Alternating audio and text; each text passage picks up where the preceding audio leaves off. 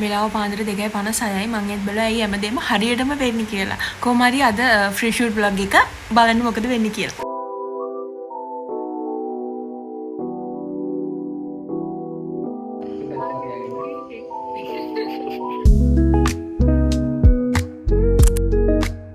තුනයි 30 වෙද්දී අපිට සැලොන් එකේ ඉන්න කියලා කිව්වා. කායක ඔක්කොම බුකින් දාලා ඔක්කොම හරි. කායක එන්න පරක්කුයි. හරිද? මම නිකන් බැලුවා ඇයි ඔක්කොම හරියට වෙන්නේ කියලා. වැඩේ හරියට දෙකෙන් මම වෙලාවට නැගිට්ටා. ওই දේවල් වෙන්නේ නැති දේවල්. ඒ ඔක්කොම හරි වෙලා තියෙද්දි කායක පරක්කුයි. දැන් කොහොම හරි අපි බයික් එකේ යන්නේ. ඇඳුම් ඔක්කොම අරන් යන්න බෑ. එකක් විතරක් අරන් යන්න. ඒ ගිහිල්ලා මං ඩ්‍රෙසින් එක පටන් ගත්තට පස්සේ මේකප් එකට වෙලා යනවනේ. මේකප් එක පටන් ගත්තට පස්සේ අයියා ඊටු ටික අරන් එන්නම් කියලා කිව්වා. යාළුවෝ දෙන්නත් එක්ක බලමු මොකද වෙන්නේ කියලා. ඕකේ. මට ෆුල්ලි දාන්න වෙන්නේ නැහැ. චුටි චුටි ක්ලිප් දාන්නම්. ලාස්ට් මිනිට් ගෙස් කරා වගේම කායක පරක්කුයි. ඒක නිසා මායියයි බයික් එකේ යන තීරණය කරා. මොකද එහෙම නැත්තම් තව පරක්කු වෙන නිසා. ඉතින් බයික් එකේ යනවා මම ෆුල් ලේංග එක මරගෙන ගියේ පොට්ට පරයි මේක. හරිද? ඩ්‍රෙසින් එක අතරතුර නම් මට වීඩියෝ ගොඩ ගන්න හම්බුන්නේ නැහැ. මේකත් මගදී මේකප් එක ඉවර කරලා තමයි මම මේ ගත්තේ පොඩි ක්ලිප් එකක්.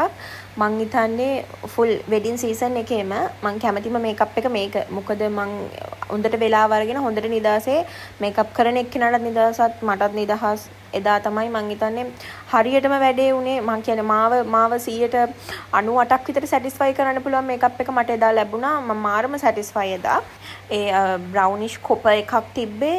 ඒ ලෙහෙංග එකට ළමයි මාරම ලස්සනට ඒ මේකප් එක සෙට් වුණා. මගේ යූෂුවල් කැරක්ටර් එක මේක මං එම සීරියස් එක්කෙනෙක් නෙමෙයි. ওই වගේ සිඟිති ආතල් ගන්න එක්කෙනෙක්. ඉතින් කොච්චර කළත් කැරක්ටර් එක එළියට පයින්නවා. කොහොම හරි මගේ මල් ටික තාම ආවේ නැහැ. ෆ්‍රෙෂ් ෆ්ලවර්ස් කොණ්ඩේට ගන්න අරන් එන්න යවුවා. තාම ඒ ටික ආවේ නැහැ. ඒ ටික එනකන් පොඩ්ඩක් ෆොටෝ කැව්වා. අපිට 7 වෙද්දි එන්න කිව්වා කැමරාමන්. 7 වෙද්දි එන්න කිව්වම සාමාන්‍යයෙන් අපි ওই සැලොන් එකෙන් 6ටවත් යන්න ඕනේ. ඒ ගියොත් තමයි 7 වෙද්දි ෆොටෝ ලොකේෂන් එකේ ඉන්න පුළුවන්. කොහොම හරි මං හිතන්නේ ඔව් හිතන්න දෙයක් නැහැ. හරියටම මේ ක්ලිප් එක ගද්දි වෙලාව 6:35යි. හරිද? පරක්කුයි අම්මාට පරක්කුයි. හරිද? මේ ඉන්නේ මගේ අපාය සහායකයෝ දෙන්න A level ක්ලාස් එකේ පටන් අරගෙන එතනින් එයා සියලුම අපාගත වැඩවලට මුන් දෙන්න තමයි ඉන්නේ. ඔයා මොකටද ආවේ? නිකන්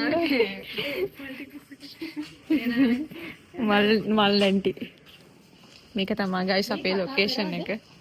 මේ ප්ලේස් එක ළමයි නේම් එක ඇන්ටික් ගැලරි. කොහෙද තියෙන්නේ කියලා නම් මට හරියටම මතක නැහැ. ඇන්ටික් ගැලරි කියලා Google එකේ සර්ච් කරොත් ඔයාලට මේ ප්ලේස් එක බලන්න පුළුවන්. මේ ප්ලේස් එක ළමයි ඇත්තටම මාරම ලස්සනයි. හරිද? මේකේ එකම මට තිබ්බ රින පොයින්ට් එක උනේ මේකේ ඩ්‍රෙසින් රූම් එකේ ෆෑන් එකක්වත් නැහැ ළමයි. AC ඕන් නැහැ. ෆෑන් එකක්වත් නැහැ. අනිවාර්යයෙන්ම ෆොටෝ ෂූට් එකක් කියන්නේ අපි සාමාන්‍යයෙන් ටිකක් හෙවිලි ඩ්‍රෙස් කරනවනේ.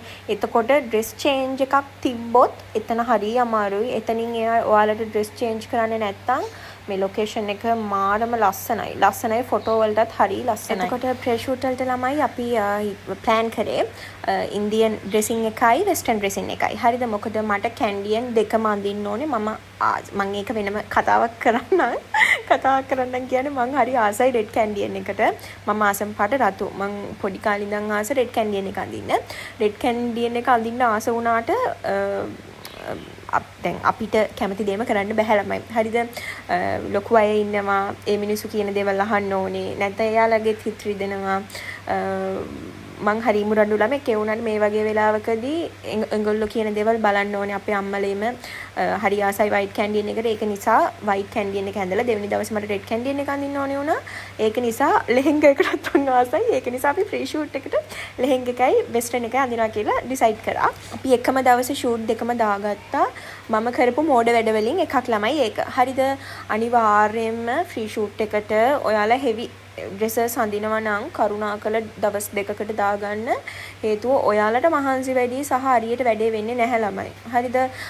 එක ෂූට් එකක් හොඳටම වෙලා අනිත් ෂූට් එක චුට්ටක් ගැස්සුනොත් අපිට දුකයිනේ. දුකට වඩා ළමයි සල්ලිනේ අපේ මේ ඇඳුම් වලට ලොකේෂන් වලට ඔක්කොම අපි පේ කරනවානේ කැමරාමන්ලට. එතකොට අර චුට්ටක් වේදන් වුණත් කමක් නැහැ කියලා අඳිනවා නම් ඇඳුම් දෙකක් අර විදිහට බලන්න. එහෙම නැත්තම් හොඳට වෙලාවෙ අරගෙන ටයිම් ගැප් එක අරගෙන මේකප් මාරු කරලා අන්න ඒ විදිහට වැඩේ කරන්න. හොඳට ප්ලෑන් එකක් දාගන්න. මෙතන ළමයි ලොකු ප්‍රශ්නයක් වුණා. අපේ වෙඩින් එක කල් ගියා. අපේ අම්මා හොස්පිටලයිස් වුණ නිසා. ඒකත් එක්ක මාස 4කින් වගේ මම ආයි වෙඩින් එක මේම නෙමෙයි කරන්න හිටියේ. හරි චූටියට කරන්න හිටියේ. මම ආයි මුලින් ඉඳන් ප්ලෑන් කරා. හරිද? ඒක නිසා තමයි මේකේ ඔය මේ හරි කලබලෙන් උන වෙඩින් අයියා මොකද වාඩි හිටින්නේ? අතපසුලින් තියෙන. බඳින්න ඕනද? බඳින්න ඕනද? ඉතින් නැති වුණත් එයාට බඳින්න ඕනද? හස්බන්ඩ් සාමාන්‍යයෙන් මේ වගේ විකාර වලට කැමතිව නෑ. මම නිසා තමයි ඔය මරින්නේ. මම කැමති නිසා තමයි එතනින් එයා අපි යාළු වුණ මුලින් ඉඳන්ම එයා කැමති හරිය චූටි වෙඩින් එකක් ගන්න. මම හරිය නාස්තිකාරයා. ඉතින් ওই විදිහට වැඩෙන්නේ මන් නිසා තමයි. ඉතින් ওই විදිහට අපි ඉන්දියන් ෂූට් එක ඉවර කරලා ඩ්‍රෙස් චේන්ජ් එකෙන් පස්සේ අපි මේ යන්නේ වෙස්ටර්න් ෂූට් එකට. එතකොට මේ තැන සජෙස්ට් කරේ කැමරාමන්. මේකට නම් පේ කරන්න උනේ නැහැ. අයියා ඩ්‍රයිවිං අපිට ඉතින් ගියා. එතකොට මේ ළමයි City of Dreams එක පිටිපස්සේ මේකට බුකින් කරන්න ඕනේ නැහැ මම හිතන්නේ. පේමන්ට් එකක් කරන්න ඕනේ නැහැ. මම දන්නේ නැහැ. අපිට පේමන්ට් එකක් කරන්න උන්නේ නැහැ. කැමරාමන් තමයි සජෙස්ට් කරේ මෙතන ලස්සනයි කියලා. ඇත්තටම ෆොටෝ වලට ලස්සනයි. ඉතින් ওই විදිහට තමයි අපේ වෙස්ටර්න් ෂූට් එකත් උනේ. මේක චුට්ටක් අහන්න ලක්ෂණයි ඔයා ස්පෙෂලි යන්න මම ඔයාව එවන්නම් මේක. හරි. ඔයාට මොකද හිතෙන්නේ? තාම සාප ගෙවන ගම. ඔයා බඳිනවද? බඳිනවද? කනේ දැක්කනේ කෙල්ලගේ කැපවීම හරිද?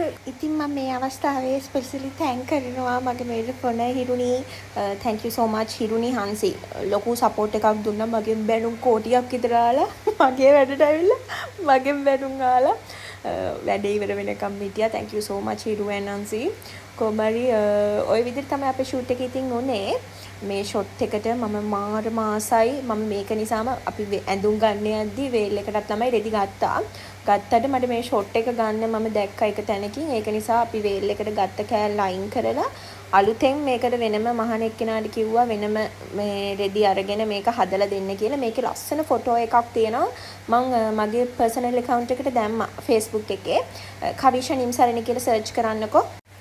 මෙතන ඉලා වෙලා හිටියට සමහර තැන්වල බලන්න මම මේ හරියට තරහ ගිහිල්ලා ඉන්නේ. තරහ ගිහලා නෙවෙලම අවුවට ඇස් පේන්නේ නැහැ මට. ඇස් පේන්නේ නැහැ. මාඩම මහන්සි. ওই මාන්සියත් එක්කම මම එක එකවර දවස් දෙකකට දාගන්න කියලා කොහොම හරි ලස්සනට වැඩේ වුණා. ෆොටෝ ටික ලස්සනට තියෙනවා. මම ලස්සනට හිටනවා. මට ඒක ඇති. කොහොම හරි ඉතින් ඔය විදිහට තමයි ෂූට් එකේ උනේ. ඔයාලට මොනවද දැනගන්න ඕනේ නම් වෙඩින් එකේ කමෙන්ට් එකක් දාන්න. මම අනිවාර්යයෙන්ම උත්තර දෙන්නම්. මම කරපු වැරදි ටික ඔයාලා කරන්න එපා. ඒක නිසා මොනවද දැනගන්න ඕන නම් දාන කමෙන්ට් එකක් මම රිප්ලයි කරන්න. ඉතින් බලන් හිටිය හැමෝටම thank you. subscribe කරන්න, like කරන්න, comment කරන්න. මම ඉන්න යනවා. bye.